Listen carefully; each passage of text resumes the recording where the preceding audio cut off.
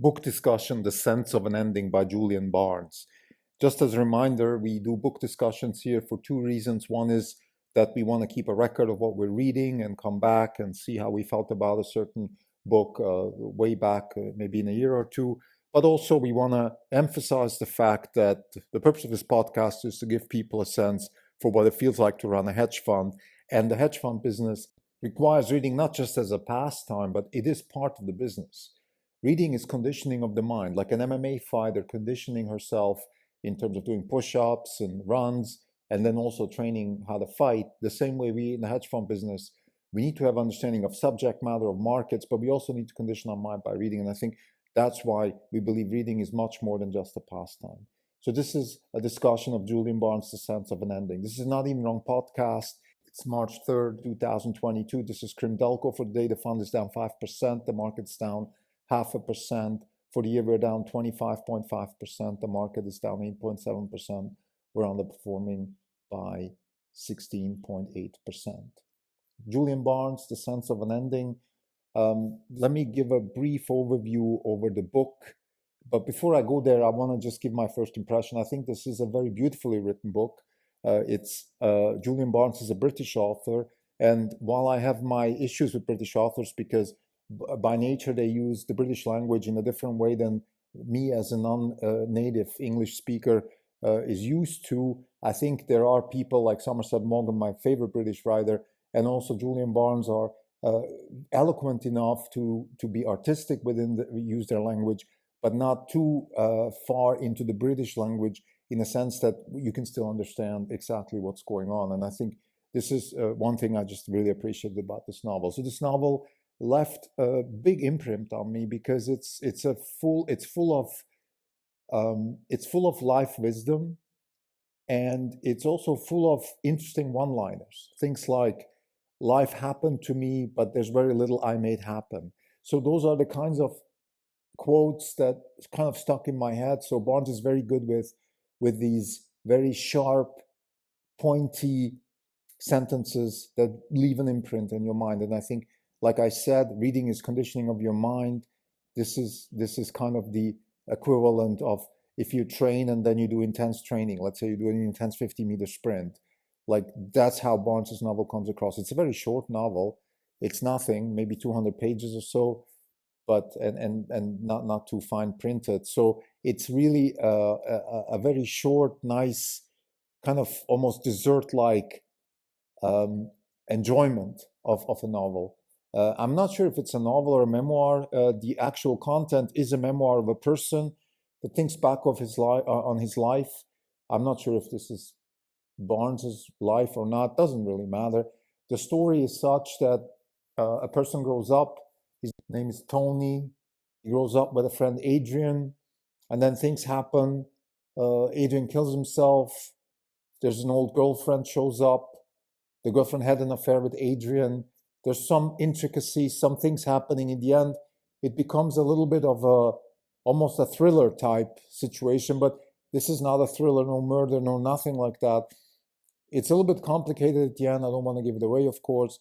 And I think what's happening is that you really have to make sense of the ending. And I think that's where the name of the book comes from, A Sense of an Ending, because it's kind of hard to figure out what's going on in the end. And I think that's part of the positive and negative side of the book. It leaves you a bit hanging, but then if you really think deeply and you kind of get to the solution, it's nice and revealing and it's satisfying. So, but I don't want to talk too much about the plot or the literary merits of the book. This is not a literary podcast in any way.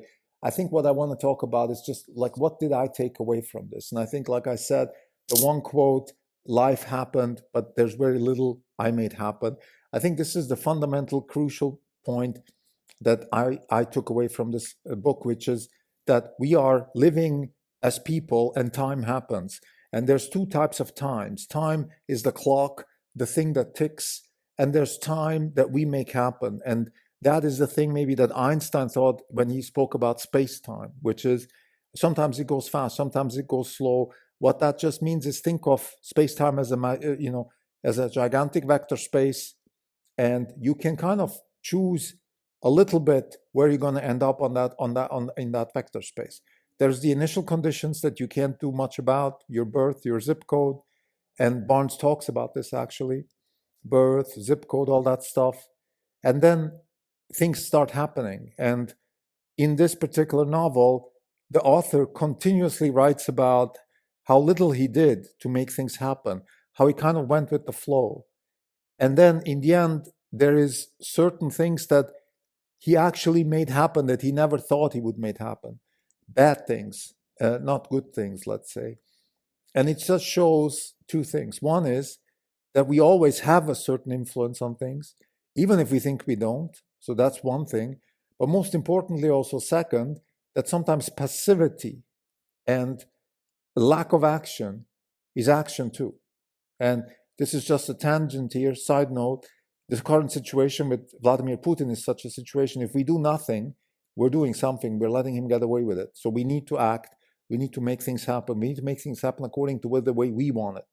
And I think, now back to the book and back to the discussion of Julian Barnes, what I take away the most of in this book is that a life well lived is a life where when you're old and when you write your memoirs, like in this particular book, this person does, you should be able to have a lot of sentences starting with, I wanted this, and then I did that. You need to be able to formulate what you want and then be clear of where you want this to go. There's a scene in the book where Veronica, his girlfriend, asks him, where is our relationship heading? And the author, the person, the main writer, and the main person in the book says, is kind of not sure. And being not sure, not knowing, not having clear ideas of where you want to go is, on the one hand, I would say it's a moral imperative to want to be sure. So you cannot not be sure. I tell my son all the time, you cannot tell me I don't know. You cannot tell me I don't care. You need to know. You need to care. There's another line in the book which stuck with me, which is that I had a very normal life with almost no wins and losses. The inverse of that is that if you have a life where you make things happen, you can have wins and losses. You want to have wins and losses. Back to the most important takeaway in this book, which is, again, you want to make things happen. The reason a lot of people don't make things happen or are afraid of making things happen is because they're afraid of losses. They don't want to lose. And if you make things happen, if you take action, so if you take action to the point where you want to make things happen, then you can also lose sometimes. My son, for example, is very actively trying to become a professional soccer player.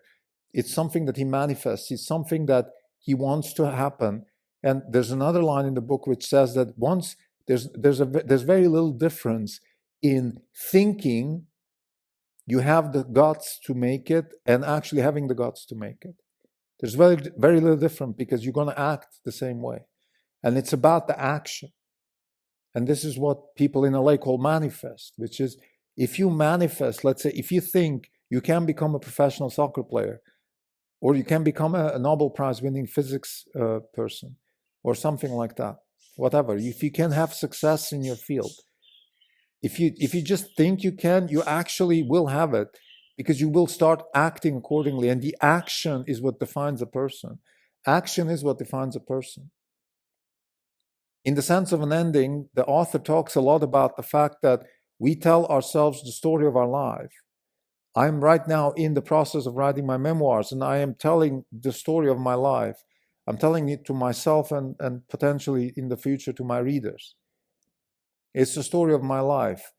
And the story of my life consists of actions. And a lot of those actions are facts. But then the stories around those actions, that's what I make up. That's what my brain is convoluting out of those actions. But the actions are not negotiable. They actually happen. And that's really who I am. I went to the United States when I was 18. I went to China. I studied at Chicago. I went to Wall Street. Those are things that I chose to share my life with Zovinar, have a son. Those are things that I did. And then, of course, the interpretation of these things and a lot of things that we do and why we do, that's our story. It's the same in our business. Orange Capital Partners has a portfolio. That's who we are. Our portfolio is who we are. Now, the narrative around those portfolios, that's made up. That we make that up all the time. I mean, made up not in a bad way. It's just that's the narrative, and the narrative, by definition, comes out of our imagination. It's not necessarily factual. What's factual is, of course, if we say, well, we invest in Tesla because we believe that Tesla has a fundamentally new concept and engineering practice that will have a great impact on the world.